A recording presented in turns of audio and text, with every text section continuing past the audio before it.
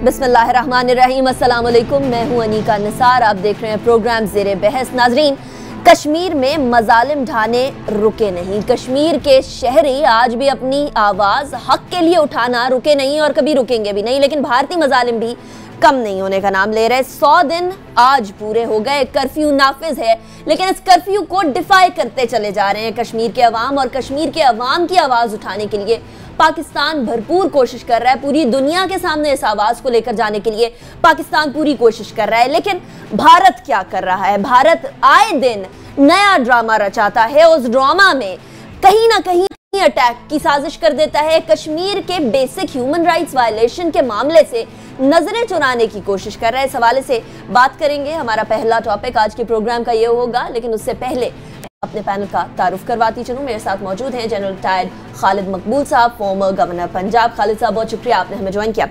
खालिद साहब, कश्मीरियों की आवाज़ को दबाया तो नहीं जा सकता, ये चीज़ तो फुशोर सामने आ गई है अब। लेकिन भारत के मजालिम कम नहीं हो रहे। आए दिन कोई ना कोई अटैक का ढोंग रचाना, अभी भी अटैक का ढोंग जो हिंदवाड़ा के अंदर रचाया, कपवाड़ा के इलाके में। अब ये बताइएगा, आपको लगता है कि भारतीय स्ट्रैटेजी कामयाब हो जाएगी, ये जो कोशिश कर रहे हैं दबाने की कश्मीर इशू को? देखिए, कश्मीर की जो आज़ादी की तहरीक है वो एक तारीख़ी हकीकत है। 70 साल जो हिंदुस्तान का कश्मीर पे तसल्लुत रहा और हिंदुस्तान ने तमाम कोशिश की, कभी डेवलपमेंट के ज़रिए, कभी जबर के ज़रिए, कि कश्मीरियों को अपने कंट्रोल में करें, वो कामयाब नहीं हुए। आज कश्मीरियों ने मुकम्मल तौर पर हिंद की या हिंदुस्तान की जो हुकूमत है उसके कंट्रोल को रद्द कर दिया है। अच्छा, और ये इस वक्त बहुत ज़्यादा बात हिंदुस्तानियों के लिए भी बड़ी एक, जिसे कहते हैं, सरप्राइज़ था कि उनका ख्याल था इतनी बड़ी फ़ौज वहाँ पर है, हमने डेवलपमेंट की है, कुछ कमीशन हमारे साथ मिल जाएंगे। लेकिन एक ज़ुबान में कश्मीर का बच्चा बच्चा जब खड़ा हुआ, और मैंने एक प्रोग्राम में पहले भी कहा था कि इस मुदाहमत में वहाँ की नौजवान औरतों का, बूढ़ी माओं का बहुत बड़ा रोल है, जिन्होंने अपने जवान बच्चों और खामदों को कहा है कि इस कश्मीर के लिए हम आपको कुर्बान करने को तैयार हैं। ये सूरत हाल हुई है तो इंडिया ने पैनिक किया है, और उनकी पहली कोशिश ये रही है कि जिसे कहते हैं अंग्रेज़ी में डिनाइल करें कि ये चीज़ है ही नहीं, ये तो पाकिस्तान करवा रहा है, पाकिस्तान की तरफ से दहशत गर्दी हो रही है। और फिर उसको साबित करने के लिए कभी पठानकोट का, कभी उड़ी का, फिर अभी आपने जिक्र किया कुपवारा का, वहाँ पर ये हादसात करवाकर दुनिया को ये बावर कराने की कोशिश की जा रही है कि ये कश्मीर की आज़ादी की जंग नहीं है, बल्कि ये पाकिस्तान की तरफ से दहशत गर्दी है। लेकिन आप इस हकीकत को कैसे जुटलाएंगे कि श्रीनगर में हर गली में हज़ारों कश्मीरी नौजवान रोज़ाना हिंदुस्तानी जबर के ख़िलाफ़ मुजाहरे करते हैं। तो मेरे ख़्याल में हिंदुस्तान की ये कोशिश नाकाम रहेगी। लेकिन एक ये भी हकीकत है कि इस वक्त दुनिया में हिंदुस्तान की एक, जिसे कहते हैं, जियोपॉलिटिकल एक अहमियत है। उसकी वजह से मगरब, ख़ास तौर पे अमेरिका जो है, वो इस मसले पर हिंदुस्तान का साथ दे रहा है। लेकिन देखें, ये खालिद साहब, कथा कलामी के लिए माजरा, जियोपॉलिटिकल अगर अहमियत इंडिया की है तो पाकिस्तान की अहमियत भी तो कम नहीं है ना। अफगानिस्तान के अगर अमन की बात करनी है, पाकिस्तान के साथ मेल मिलाप रखना पड़ेगा। ईरान की बात की जाए तो पाकिस्तान के साथ मगरिब को मेल मिलाप रखना पड़ेगा। चाइना के बात की जाए तो फिर चाइना के लिए पाकिस्तान अहमियत का हामिल है। तो पाकिस्तान की भी geo strategic position in the world weak तो नहीं है, बहुत स्ट्रांग है। बाज़ दफ़े चूँकि हमारे मुल्क में या दुनिया में जो मीडिया है उसका कंट्रोल ज़्यादा मगरब, अमेरिका के हाथ में है, उनकी ज़ुबान सुनाई देती है। वरना जैसे आपने कहा कि पाकिस्तान के इस वक्त CPEC की वजह से China, Iran, Russia, Saudi Arabia, Qatar, ये तमाम ममालिक वो हैं जो पाकिस्तान के साथ मिलकर CPEC को आगे बढ़ाना चाहते हैं।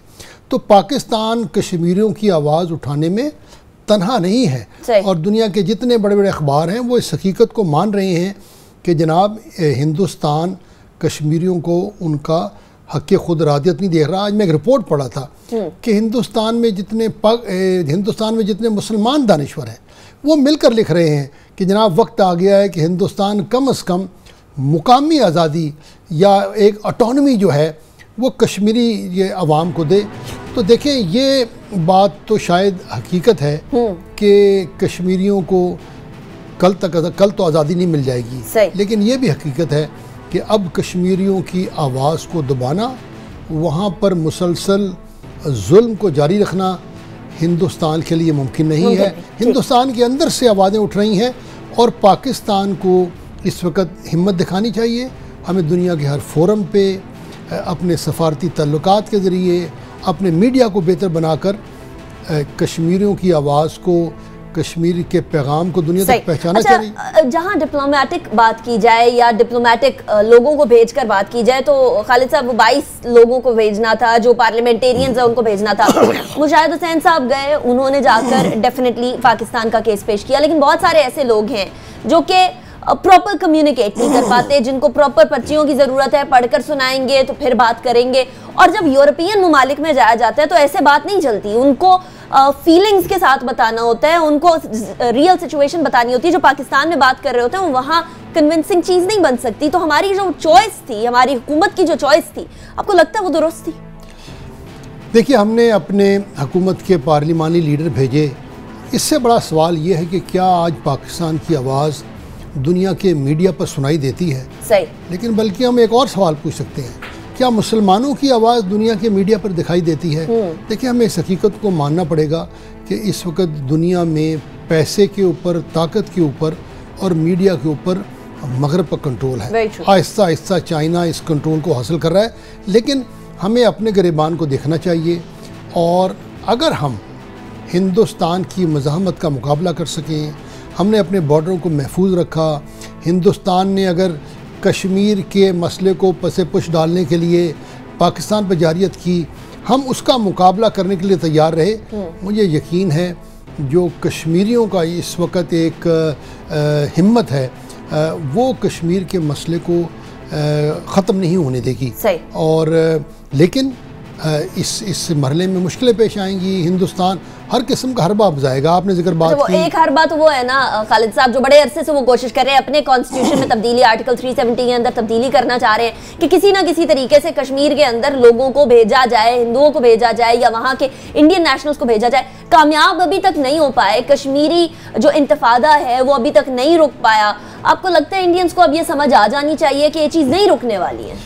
देखिए, हिंदुस्तान ने जो आर्टिकल 370 है उसके होने के बावजूद बहुत सारी सी तब्दीलियाँ की हैं, जिसकी वजह से जो कश्मीर की आप कह लें ऑटोनमी या एक खसूसी हैसियत थी उसको उन्होंने कॉम्प्रोमाइज़ किया है और आहिस्ता आहिस्ता 370 का जो असर था उसको कम किया है।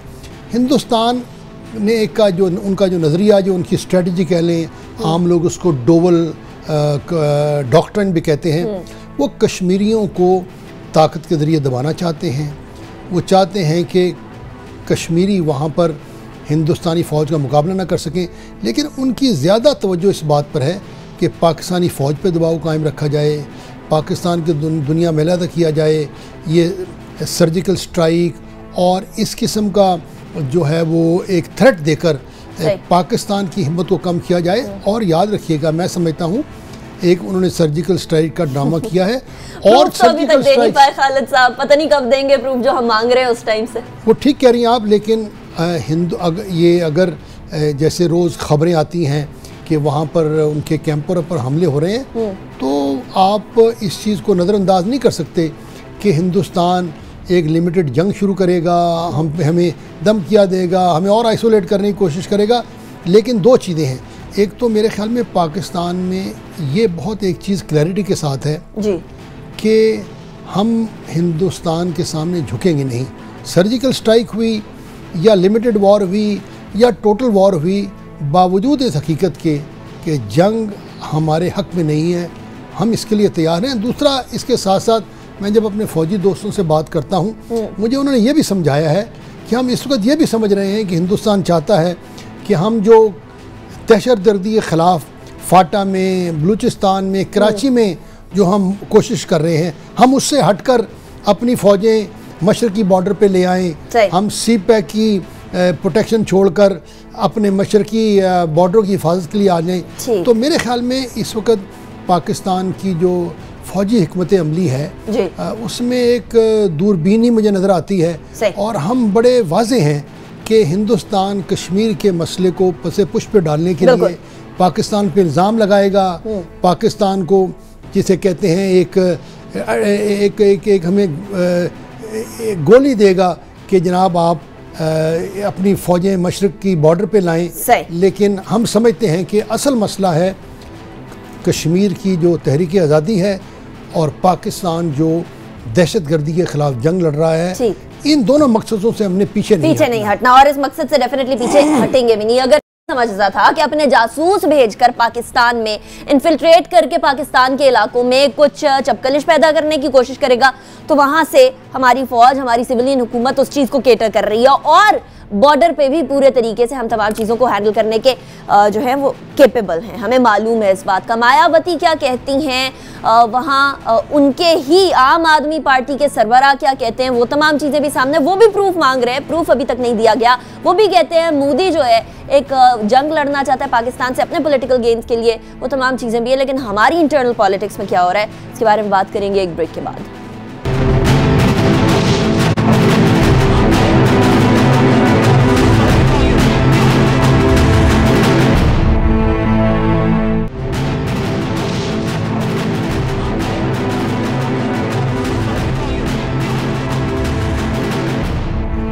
Welcome back after break. Break पे जाने से पहले कश्मीर के हवाले से बात कर रहे थे, तो पाकिस्तान और इंडिया में ही नहीं बल्कि पाकिस्तान में भी आपस में बातचीत चल रही है कि कश्मीर के मामले में यूनाइटेड फ्रंट कैसे दिखाया जाए। और यूनाइटेड फ्रंट के लिए तमाम सियासी जमातों को अपनी सियासत पीछे छोड़कर कश्मीर और कौमी मफाद में यकजा होना पड़ेगा। इसके हवाले से पहले APC हुई, उस APC में तमाम जमातें थी, उसके बाद फिर जॉइंट पार्लियामेंट्री सेशन के अंदर कल गर्मा गर्मी हुई, आज कुछ चीज़ें थमती हुई नजर आई।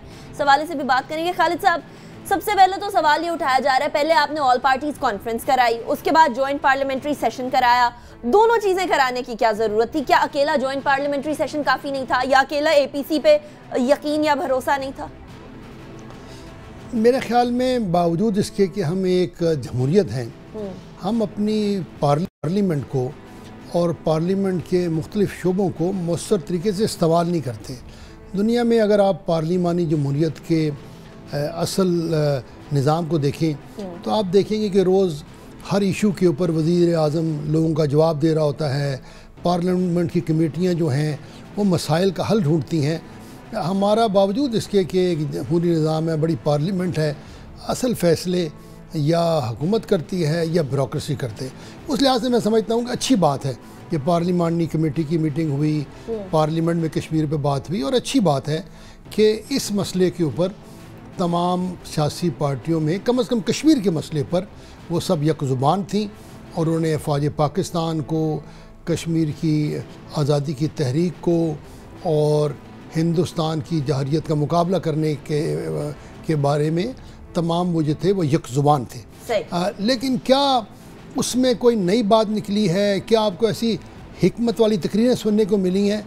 तो मेरे ख्याल में मैंने कई लोगों का ये भी बयान पढ़ा है कि जनाब ये तो जज्बातियत वाली तकरीरें थी, नई चीज़ें तो हमें नहीं मिली। बहरहाल एक पैगाम अच्छा है कि सियासी इदारे इस मसले पर हुकूमत और फ़ौज के साथ और कश्मीर के अवाम के साथ खड़े हैं। यकीनन कश्मीर के अवाम को पाकिस्तान के इस सियासी माहौल को देखते हुए उनकी हिम्मत जो है बड़ी होगी। ठीक है, तलाल चौधरी साहब भी हमारे साथ मौजूद हैं, PMLN के। बहुत शुक्रिया तलाल चौधरी साहब, आपने हमें ज्वाइन किया। तलाल चौधरी साहब, कुछ कंट्रोवर्शियल खबरें भी सर्कुलेट कर रही हैं, कुछ ऐसी खबरें जिनके बारे में बड़ी कंट्रोवर्सी डेवलप हो गई, पूरे गहमा गहमी हो गई मीडिया में भी, कुछ सियासी सर्कल्स में भी। उन खबरों के बारे में तरदीद भी आती है, लेकिन वो पहले खबरें आती भी है। कहा यह जाता है खबरें पहले लीक की जाती हैं, उसके बाद फिर उनकी तरदीद कर दी जाती है। इसमें कितनी सदाकत होगी या इसकी तरदीद करेंगे? देखिए, एक तो मैं आपसे ये अर्ज कर दूं, उस खबर के हवाले से मेरा ख्याल गालबन आप एक डॉन की स्टोरी है उसकी बात कर रही हैं, और कि पाकिस्तान में इस वक्त जो हुकूमत है और एस्टेब्लिशमेंट है, यानी इंस्टीट्यूशन, हमारी सिक्योरिटी एस्टेब्लिशमेंट जिसमें अफवाज शामिल हैं, वो पाकिस्तान की फॉरेन पॉलिसी हो, पाकिस्तान की इंटरनल सिक्योरिटी पॉलिसी हो, दोनों चीज़ों में ऑन बोर्ड है। और दोनों चीज़ों पर अगर गलती ये अखबार वाले ने लिखा है, किसी को कोशिश की है कि ये इस तरह दिखाया जाए कि शायद कोई ऑन बोर्ड नहीं, तो गलत है। उतने ही ऑन बोर्ड हमारी सिक्योरिटी एस्टेब्लिशमेंट है और उतने ही हमारे पॉलिटिशियन है, एक लाइन पर इस वक्त खड़े हैं। देखिए खबर ये सोर्सेज से लगती है और इसको ये कह देना कि ये हमारी किसी ऐसी कोई मेलाफाइड अटेंशन से खबर मिली है तो फिर उसकी तरदीद ना दी जाती। और दूसरा ये कि हमने पिछले 3 साल में ये साबित किया है कि हमने हमेशा, क्योंकि पाकिस्तान में सिक्योरिटी के, इंटरनल सिक्योरिटी के मसाइल, पाकिस्तान की बॉर्डर की सिक्योरिटी के मसाइल, पाकिस्तान की फॉरेन पॉलिसी के हवाले से, खुसूसन दहशतगर्दी के हवाले से, इंडिया के हवाले से, अफगानिस्तान, ईरान, इवन सऊदीया और यमन के हवाले से, हमने अपने अफवाज उन अदारों को, सिक्योरिटी के अदारों को हमेशा ऑन बोर्ड रखा है और हम उनकी राय की कदर करते हैं और यकीनन अपनी पॉलिसी मेकिंग में उन्हें अहमियत देते हैं। तो इस खबर की कोई हकीकत नहीं है। बाकी गुड और बैड तालिबान की अब टर्म रही नहीं है ना। तालिबान यानी दहशतगर्द जो है वो दहशतगर्द है, वो गुड और बैड नहीं है। चलिए ये क्लैरिफिकेशन आ गई।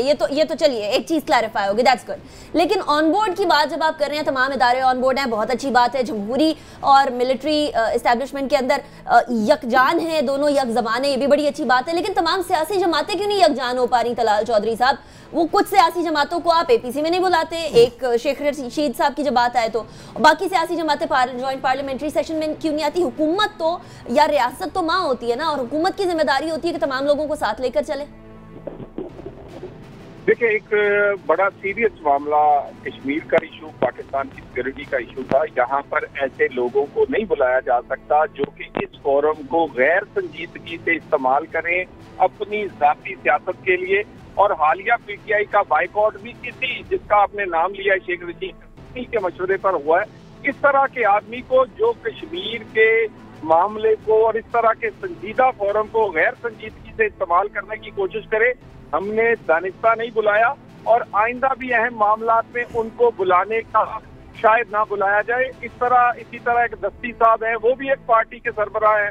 तो मेरा ख्याल है कि हमें जरा गौर करना पड़ता है कि कहाँ किन लोगों को बुलाना चाहिए जो कि उस फोरम पर ईमानदारी से मुल्क के लिए या उस इशू पर बात करें, ना कि वो फिर अपनी जाती बुग़्ज़ या सियासी पॉइंट स्कोरिंग या सियासी मुखालफत की वजह से उसको इस्तेमाल करें। सही। खालिद मकबूल साहब भी आपसे सवाल करना मैं उनसे तलाल चौधरी साहब से नहीं, लेकिन मैं इस मसले पर मेरे ख्याल में जो ये रिपोर्ट डॉन की रिपोर्ट आई जी, इस पे ना सिर्फ पाकिस्तान में, दुनिया में भी कई लोग बात करते हैं। तो इसमें जो तो हमारे दिफाई इदारों का नज़रिया है वो बड़ा क्लियर है। सही। और शायद वो हुकूमत का भी नज़रिया है, और वो नज़रिया ये है कि पाकिस्तान की रियासत, पाकिस्तान की अफवाज किसी ऐसी तंजीम के साथ मुंसलिक नहीं है जो दहशत गर्दी के साथ मुंसलिक है। खा वो किसी सूबे में हो, उसका कोई मजहबी नाम हो, आज से 30 साल पहले वो शायद किसी की फेवरेट रही हो, तो दिफाई इदारों का और हुकूमत का किसी जमात से, उन जमात की ऑपरेशन से कोई ताल्लुक़ नहीं है। सही। दूसरी बात यह है कि दहशत गर्दी को लड़ने के तरीके हैं। तालिबान ने हुकूमत की रेट को चैलेंज किया, सिक्योरिटी इदारों पे हमले किए, हमने बढ़कर उन पे वार किया। कराची में लोगों का अमन तबाह करने की कोशिश गई, हमने बढ़कर उनको रोका। अब एक ऐसी तंजीमें हैं जिनके बारे में ये कहा जाता है कि वो कश्मीर या किसी और मुल्क के ख़िलाफ़ पाकिस्तान की सरजमीन से पहले काम करते थे या आज उनके कुछ टुकड़े काम करते हैं। तो पाकिस्तान ने दोबारा ऐलान किया है हम अपनी ज़मीन को इस्तेमाल नहीं होने देंगे। अच्छा, फ़र्ज़ करें कहीं पे कुछ ज़मीन इस्तेमाल हो जाती है, हमारा वेस्टर्न बॉर्डर ओपन है, कश्मीर में दखल अंदाजी कुछ किसी हद तक मुमकिन है, उसमें पाकिस्तान का बड़ा क्लियर नज़रिया है कि उन तमाम लोगों को रोका जाएगा। सही। लेकिन देखिए, हर आदमी के ख़िलाफ़ जंग नहीं हो सकती। आज हम लड़ाई कर रहे हैं फाटा में, हम कराची में रेंजर्स ऑपरेशन कर रहे हैं, आज उठकर हम लाहौर मुरीद के में भी बड़े बड़े ऑपरेशन कर दें, पाकिस्तान तो एक खाना जंगी की तरफ चले जाएगा। लिहाजा कई मुल्कों में ऐसे हुआ है कि जो तंजीमें पहले दहशतगर्दी में मुलव्वस थी उनको मेन स्ट्रीम किया जाता है। उन्हें कहा जाता है जनाब जो आपके लोग मुलव्वस थे हम उनको ट्रेनिंग देंगे, हम उनको पैसा देंगे, वो हथियार छोड़कर वो एक मुस्बत काम की तरफ लौटें। मेरे ख्याल में अब वक्त आ गया है कि हम इस तरफ सोचें।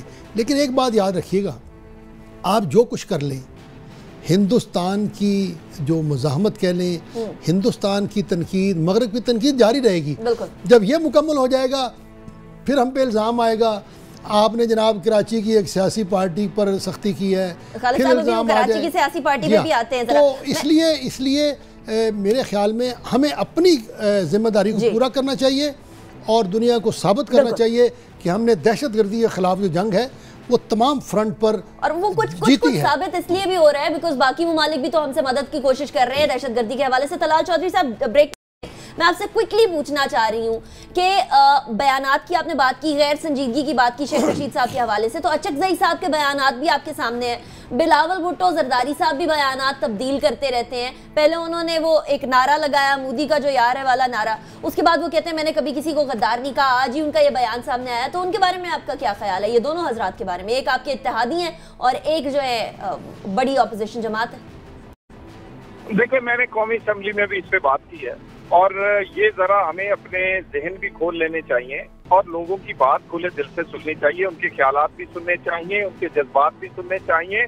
और अगर कोई आइन और पाकिस्तान की वफादारी का हल्फ देता है और उसके बाद कोई अपने हिसाब से या अपने नुक्ता नजर को बयान करता है कौमी असम्बली में, तो ये गद्दारी के सर्टिफिकेट जो है ये जबरदस्ती बांधने हमें छोड़ देने चाहिए। गद्दारी का सर्टिफिकेट जबरदस्ती कभी किसी के साथ मुंसलिक कर देना, कभी किसी मुंसलिक कर देना, इसके अच्छे नताइज नहीं आए। ये हमने पहले भी भुगते हैं और ये थर्ड क्लास तरीका है किसी अपने पॉलिटिकल अपोनेंट को उस पर इल्जाम लगाने का। जब हमारे पास कोई इल्जाम नहीं बचता फिर सिर्फ एक गद्दारी बच जाती है।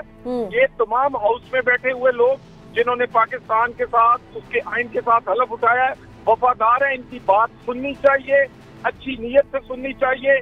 तमाम अदारों में बेहतरी की गुंजाइश होती है और पार्लिमान इसीलिए होती है कि अदारों में बेहतरी के लिए वहाँ बहस हो, कानून साजी हो और ये होनी चाहिए ताकि हमारे अदारों में बेहतरी आए। ठीक है, तलाल चौधरी साहब बहुत ज्वाइन किया, मुझे जाना ब्रेक की तरफ। और नाज़रीन, जाने से पहले हैरत की बात यह है कि शेख रशीद साहब ने जो फरमाया उसको कंट्रोवर्शियल कह दिया गया, लेकिन अचकज़ई साहब के बारहा बयानात सामने आते रहते हैं, बड़े कंट्रोवर्शियल आते रहते हैं।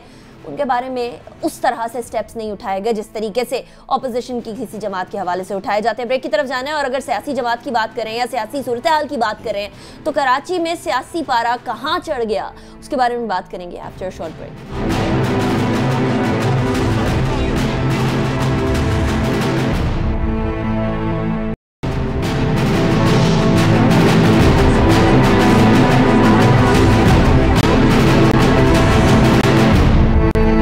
Welcome back after the break. नाजरीन, कराची एक ऐसा शहर पाकिस्तान का जिसको इकोनॉमिक हब कहा जाता है, जिसको पाकिस्तान की इकोनॉमिक लाइफलाइन कहा जाता है, लेकिन कुछ अरसे से, कुछ दहाइयों से पाकिस्तान की सियासत में मिलिटेंसी का अंसर पाया जाता है और इसी का सबूत अभी कुछ दिन पहले ही की रेड्स में मिला, जहां 9-0 और खुर्शीद मेमोरियल, बेगम खुर्शीद मेमोरियल हॉल के करीब एक घर के टैंकी से, अंडरग्राउंड टैंकी से भारी तादाद में असलहा मिला।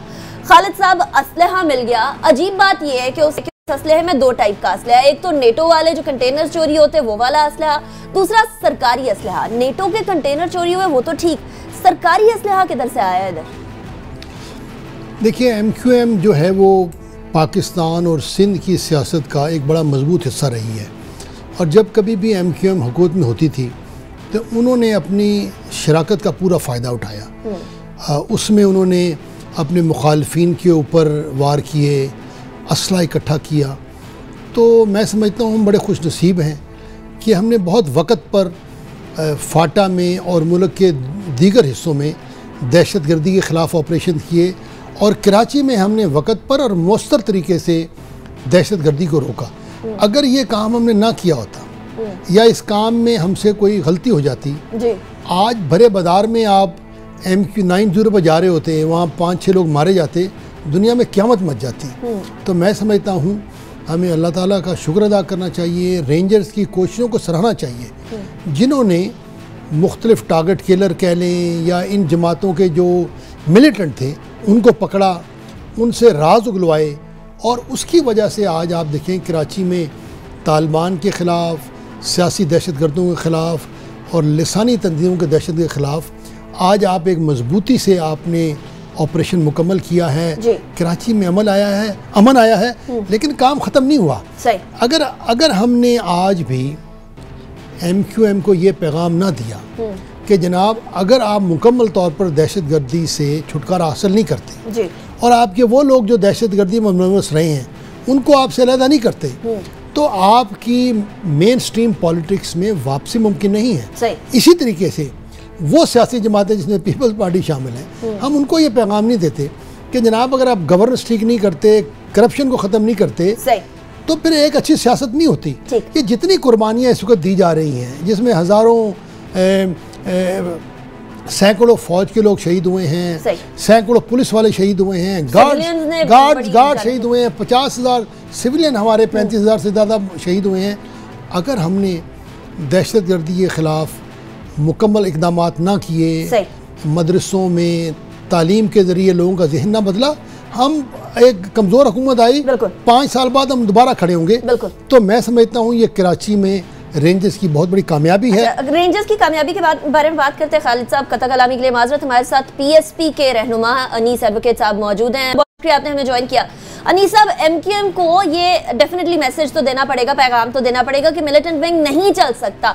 आप लोगों की जवाब भी यही कहती रही, लेकिन किस एमक्यूएम को? एमक्यूएम लंदन सेक्रेटेरिएट को कहें, एमक्यूएम पाकिस्तान को कहें, किस पे ट्रस्ट करें, किसको ना करें? विश लिस्ट के बारे में बात की थी इजहारुल हसन साहब ने कि बहुत बड़ी विश लिस्ट है। विश लिस्ट किसने दी? फिर ये असलहा जो मिला, क्या ये जो रहनुमा एमक्यूएम पाकिस्तान के हैं ये भी फुली इन्वॉल्व थे? किस तरीके से चीजों को सॉर्ट किया जाए कराची में? शुक्रिया। देखें, एमक्यूएम तो हमेशा से एमक्यूएम पाकिस्तानी थी। अब उसके अंदर ये चाइना कटिंग हुई है, फारूक सत्तार भाई ने की है, तो उसी के अंदर ही है ये। क्योंकि अभी भी ज़ाहिर है उनकी जो नुमाइंदगी है वो एमक्यूएम अल्ताफ हुसैन साहब की ही है। तो ये कहना कि कोई अलग है, वो एक अलग चीज़ है कि इनमें वो चल रहा है कि आप उनको निकाल रहे हैं, वो उनको निकाल रहे हैं, लेकिन बेसिकली है तो माइंड सेट एक ही है। जहाँ तक रही सूरत, जहाँ तक रही इस बात की है कि ये जो असला निकला है, तो ये तो जाहिर है कि ये जितने अफराद मौजूद हैं इस वक्त, चाहे वो फारूक सत्तार भाई के साथ हैं, ये तमाम के तमाम अभी 22 अगस्त से पहले तक तो इनका होल्ड था उसी इलाके में, और तमाम इनकी इजाज़त के बगैर कोई वहाँ से ना आ सक रहा था ना जा सक रहा था। तो मेरा ख्याल से इनसे भी पूछ पूछ होनी चाहिए कि भाई ये असला कहाँ से आया था, कैसे आया था, कौन लेकर आया था। तो ये तो एजेंसियों का काम है, रेंजर्स का काम है। के लिए माजरत, आपने फरमाया कि माइंडसेट एक ही है, चाहे वो एमक्यूएम लंदन का हो या पाकिस्तान का हो। तो ये भी तो कहा जा सकता है कि जो पीएसपी में अफराद है वो भी एमक्यूएम के थे और बड़े क्लोज एमक्यूएम के लोग थे, तो उनका माइंडसेट भी क्या यही कहें वही था? नहीं, देखें बहुत फर्क है, बहुत फर्क है। 4 साल पहले ये जितने अफराद पीएसपी में हैं, ये 4 साल पहले एमक्यूएम को छोड़ चुके थे, एमक्यूएम से बाकायदा अलहदा हो गए थे, और एमक्यूएम से इन्होंने मुकम्मल अपना तमाम चीज़ों का कता ताल्लुक कर लिया। और उसके बाद जब वो उन्होंने सियासत शुरू की तो एमक्यूएम की एम को भी अपने साथ नहीं मिलाया। और साहब सॉरी, मैं आपकी बात काट रहा हूँ। मैं अपने जब रेंजर्स के फौजी दोस्तों से बात करता हूँ, वो मुझे समझाने की ये कोशिश करते हैं कि वो बहुत लिहाज के साथ और बहुत केयर के साथ अपने ऑपरेशन करते हैं, आम आदमी को वो जद में नहीं आने देते, और उनकी कोशिश होती है सिर्फ उन लोगों को पकड़ा जाए जो वाक़तन जो हैं वो दहशतगर्दी में मुलव्वस हैं, और वो जो से कहते हैं अवामुन्नास की बेहतरी चाहते हैं। आप क्या समझते हैं कि फ़ौज और रेंजर्स अपने ऑपरेशन के ज़रिए दहशतगर्दी को ख़त्म करने में, लेकिन अवाम का एतमाद हासिल करने में किस हद तक कामयाब जा रही हैं? नहीं, इसमें कोई शक नहीं है कि रेंजर्स हो, पुलिस हो या दीगर सिक्योरिटी इदारे, इंटेलिजेंस एजेंसीज हों, उन्होंने बहुत ईमानदारी के साथ, हाँ कहीं कहीं पे उनसे मिस्टेक हुई है जिससे अल्ताफ हुसैन को काफ़ी ऑक्सीजन बीच में मिली भी थी और उसने दोबारा दम पकड़ने की कोशिश भी की थी। तो हम तो बहुत मोतरफ हैं कि रेंजर्स जिस बहादुरी के साथ उसके जवान शहीद हुए, जख्मी हुए, वो अपनी जानों पर खेल कर कराची के आज कराची के लाखों करोड़ों लोग रात को सुकून की नींद सोते हैं। इसमें मजीद बेहतरी लाने की जरूरत है।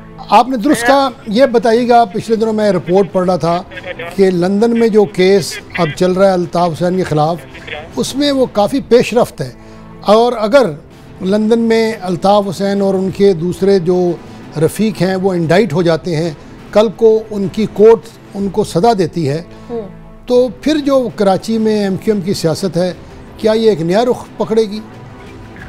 देखिए जनरल साहब, एक बात तो तय है, अगर आप ग्राउंड को चेक करें कराची में आके, तो अल्लाह के फजलो करम से जहां रेंजर्स और इंटेलिजेंस इदारों की कारकर्दगी ने दहशत गर्दों की कमर तोड़ी है, वो एक अलग बात। और लेकिन जब पाक सरजमीन पार्टी ने 7 महीने पहले मुस्तफ़ा कमाल भाई ने, अनीस कायमखानी भाई ने और उनके दीगर साथियों ने जिस तरीके से आकर अल्ताफ हुसैन को चैलेंज किया, अल्ताफ हुसैन के खौफ से लोगों को निकालने के लिए खुद मैदान में आए, तो जमीन आसमान का फर्क पैदा हो चुका है कि अल्ताफ हुसैन का खौफ अल्लाह के फजलो करम से कराची में तकरीबन ना होने के बराबर है।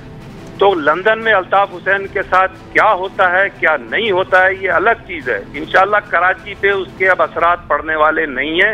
इस बात को मेरी आज आप लिख लीजिए और नोट कर लीजिए। अगर असर पड़े तो मैं आपके सामने पेश होऊंगा कि आप जब अल्ताफ हुसैन के साथ जो कुछ होगा उसका यहाँ पे कोई असर नहीं पड़े। सही, ठीक है। अनीस एडवोकेट साहब, बहुत शुक्रिया, आपने हमें ज्वाइन किया। लेकिन खालिद साहब, अपनी तरफ से एमक्यूएम की जानिब से कुछ तंज़ो मज़ा भी हो रहा है इस हवाले से, कुछ आप दोनों की भी बात हो रही है। अब जब नॉन सीरियसली लिया जाएगा इस मैटर को, तो आप कैसे कह सकते हैं कि कराची की इतनी बड़ी बड़ी जमातें जितनी भी हैं, और पीएसपी हो चाहे एमक्यूएम पाकिस्तान हो या वहाँ पीटीआई की मौजूदगी हो, कैसे अगर इस तरह के मैटर को नॉन सीरियस लिया जाए तो कराची के मसले को कैसे सीरियसली लिया जाएगा? देखिए, तारीख में कहा जाता है कि पाकिस्तान अपनी सालमियत के लिहाज से एक सॉफ्ट स्टेट रहा है। हमने इजाज़त दिया जो आदमी उठ के हमारे ख़िलाफ़ बगावत कर ले, हमारे ख़िलाफ़ साजिश कर ले, पाकिस्तान को बुरा भला कह ले, हम उसको बर्दाश्त करते रहें। सही। अब मेरे ख्याल में आहिस्ता आहिस्ता पाकिस्तान की जो नेमत है उसका जो आदमी एतराफ़ नहीं करता, हमें उसके ख़िलाफ़ आवाज़ बुलंद करनी चाहिए। अगर आज वो लोग जो एमक्यूएम के मुलव्वस रहे हैं, उनके खिलाफ मुकदमात हैं, फैसले नहीं होते, उनको सज़ाएँ नहीं होती, और सियासी तौर पर एमक्यूएम के ऊपर दबाव नहीं पड़ता, और फेडरल गवर्नमेंट उनके ऊपर ये दबाव नहीं डालती कि जनाब बतौर जमात के आप फैसला करें कि आप किस हद तक पाकिस्तान के साथ खड़े हैं, तो ये सारी आपकी कोशिश जो है, कल को जब कोई नरम गवर्नमेंट आएगी तो ये कोशिशें नाकाम हो सकती हैं। तो वक्त है कि इस वक्त, जिसे अंग्रेज़ी में कहते हैं रीडिंग द रॉयट एक्ट, कि आप एमक्यूएम को बताएं कि उन पर किस किस्म के इल्ज़ामात हैं, उन्होंने क्या करना है, जिसके बाद उनकी कबूलियत होगी। वरना देखिए, उनको ये भी बताया जा सकता है कि ये मुसलसल दहशतगर्दी के शवाहद मिलने के बाद एमक्यूएम को इसका जिम्मेदार ठहराया जा सकता है। ठीक है, अब डेफिनेटली एमक्यूएम को ये अंडरस्टैंड करना पड़ेगा कि कुछ चीजें प्रूव करने में वक्त लगेगा। जिस तरह एमक्यूएम का ये इमेज बनते हुए वक्त लगा और कई दहाइयां लगी हैं इमेज बनते हुए। कहा यह गया कि एक ऐसी महज़्ज़ब कौम को जो किताब और कलम पे बिलीव करती थी, उसको बंदूक पकड़ाई, और ये इमेज बनने में टाइम लगा। उसी तरीके से इमेज बेहतर होने में भी टाइम लगेगा, लेकिन ये कुछ आने वाला वक्त भी बता देगा कि आखिर कराची में हो क्या रहा है और कराची किस रुख में जा रहा है। लेकिन पाकिस्तान किस रुख में जा रहा है, पाकिस्तान सोशल साइड पे किस रुख पे जा रहा है, इस हवाले से बात करेंगे एक ब्रेक के बाद।